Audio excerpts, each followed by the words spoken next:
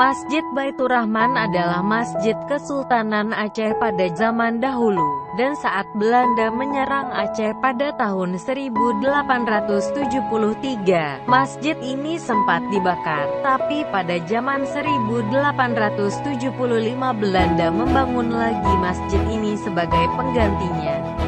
Masjid Baitur Rahman adalah salah satu masjid yang selamat saat terjadi saat tsunami Aceh pada tahun 2004 silam.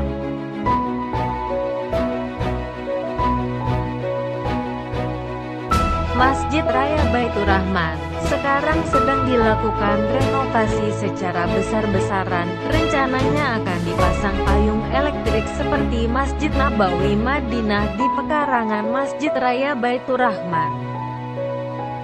Proses pengerjaan pun tengah berlangsung di bagian pelataran masjid yang dahulunya adalah taman.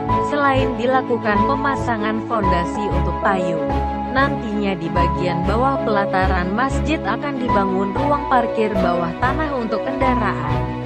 Saat ini pengunjung hanya dapat melihat keindahan masjid, sedangkan taman yang dulu dijadikan tempat berteduh kini masuk dalam tahap pengerjaan. Area itu pun dipagar. Apabila semua lancar, pemasangan payung ditargetkan untuk selesai pada bulan November tahun 2016.